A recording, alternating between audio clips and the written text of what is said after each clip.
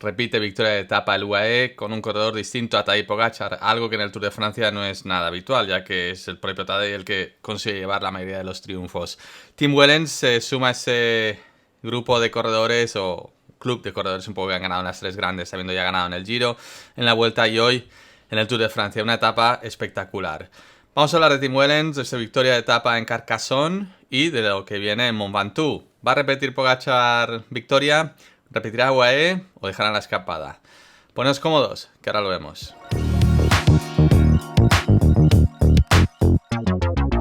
¿Qué tal, amigos? Bienvenidos un día más aquí al canal de Juan Antonio Flecha, como una flecha, volviendo a hablar del Tour de Francia, una etapa espectacular en Carcassonne, que ha tardado muchísimo hacerse la fuga, otra vez más, fuga, escapada de mucho calibre, muchísimos corredores buenos, ¿no? Mucho pasado detrás también, y sobre todo con un contraste, que me gusta observar, dos equipos quizás los más enfrentados en este Tour de Francia, que sean Visma y UAE. Visma, por un lado, pues con un objetivo claro de ir a por la etapa, ¿no? De hecho, en las entrevistas Campenaerts lo dijo, que hoy tenían claro que iban a ir a por la etapa y se meten en esa fuga con Van Aert y con el propio Víctor Campenaerts. Y por otro lado, pues bueno, UAE, que prácticamente sin quererlo, digo prácticamente porque al final sí que tienes que intentar moverte en este tipo de situaciones e ir a por la victoria. Pero bueno, un poco con esa casualidad, ¿no? De ir controlando la carrera, un movimiento, ¿vale? Un solo movimiento y se mete Tim Wellens en ese corte. Y luego fijaos también otro detalle, ¿eh? El movimiento o el ataque que le da la victoria a Tim Wellens es muy simple o es muy elaborado, pero hace uno simplemente, ¿no? Y lo hace en el punto más alto de la etapa también, ¿no? Que simplemente luego ya tenía que lanzarse cuesta abajo hacia la victoria. Pues volvamos a ese contraste, ¿no? Entre Visma, que intenta ir a por la etapa, lo hace aparentemente bien, ¿no? Con dos corredores buenos que saben ganar etapas en el Tour de Francia. Y al final, pues bueno, se les cuela alguien muy listo, muy inteligente, con mucha intuición, sobre todo, que sabe ver los movimientos buenos, ¿no? Y los ejecuta y les da la victoria.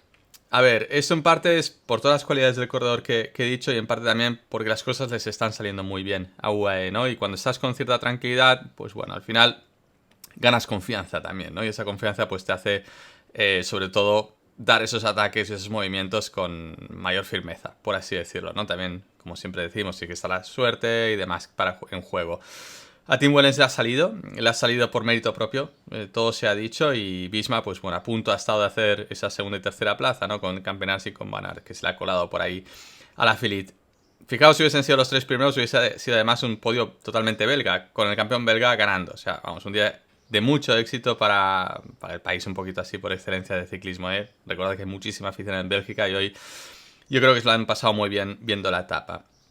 Sin más, o sea, no es por criticar a Visma, si bien en la prensa danesa sí que se le critica bastante, porque evidentemente miran la perspectiva de Jonas Vingegaard y no acaban de entender, ¿no? Como el equipo, pues además del objetivo de ganar el Tour, ¿no? Tiene el objetivo de ir a por etapas, ¿no? Y yo a mi modo de entender, pues bueno, en principio es una manera, ¿eh? De tener varios objetivos, pero claro, un detalle que sí me ha sorprendido en la etapa de hoy es como llevas a corredores en la escapada, pero momentos que ha estado Jonas Vingegaard, que ha tenido que ir al coche y demás con la caída, se la ha visto bastante solo. O sea, yo creo que ahí a un corredor que está segundo en la general, ¿no? Y que en teoría lucha por ganar el Tour, daba la impresión pues que ese objetivo era secundario, que hoy el objetivo era más ir a por la etapa. Y volviendo, recapitulando un poquito para atrás, volvemos a aquella entrevista de Grisa Nierman, que evidentemente tiene muchas interpretaciones, incluso alguno de vosotros me decía, bueno, no se ve nada malo en la entrevista, ¿no? Ellos dicen que sí, que el equipo va a estar con Jonas Vingegaard para ganar el Tour. Pero sí había un detalle, ¿no? Que el propio director del Visma decía, bueno, si Jonas quiere ganar el Tour, ahí estaremos para ayudarle. Era como el objetivo no estaba claro, desde mi punto de vista, y es que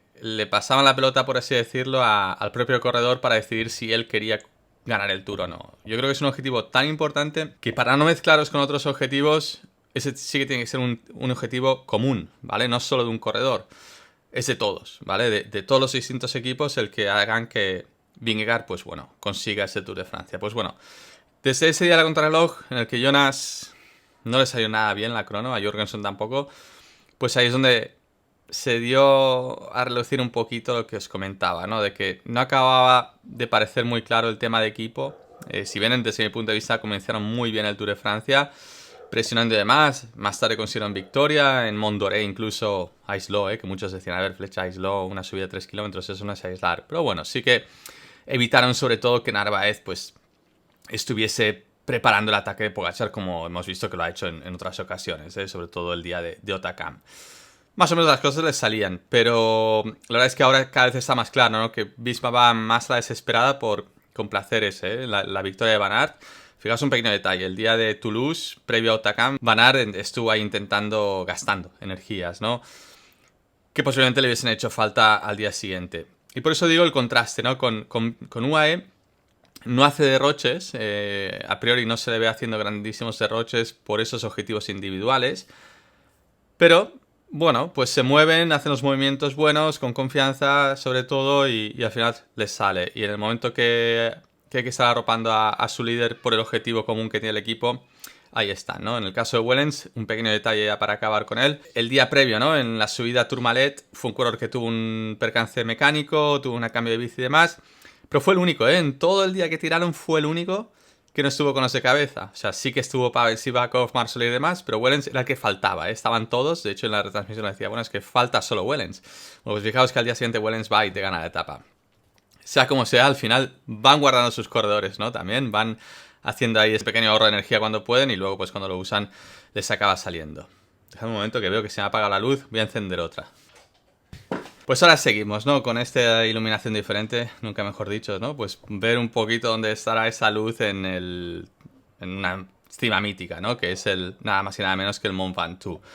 Etapa monopuerto, pero vaya puerto. De los especiales, de los que dan historia, de los que muy pocas veces llega el Tour de Francia y por tanto cuando lo corres pues tienes ese privilegio de poder subir en el Tour esa montaña. Etapa que a priori va a tener momentos de viento y demás. No os hago la previsión ahora de cómo va a soplar, pero sí que tened en cuenta que quizá en la parte inicial no. Pero previo a la subida por la zona de Orange sí que es probable que les entre viento lateral. Para entonces es muy probable también que esté la fuga hecha. Y ahí es donde me quiero centrar en este vídeo, ¿vale? ¿Cómo se hace la fuga y qué intereses puede haber y qué tipo de fuga podemos ver en un día como el Mont Ventoux? ¿Vale cualquier fuga? Evidentemente no.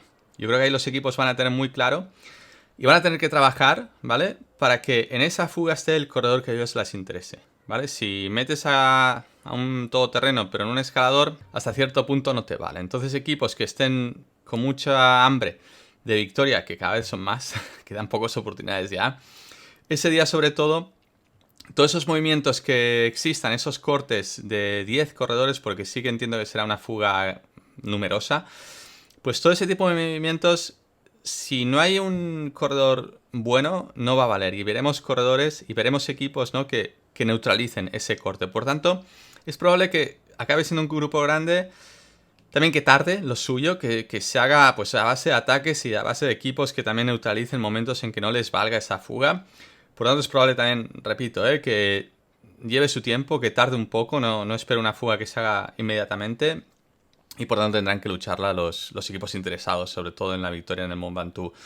Una vez se haga la fuga, sí que espero un pequeño parón en el pelotón y que afronten la subida, pues la fuga yo entiendo con una renta bastante generosa, ¿vale? Bastante amplia para poder tener garantías.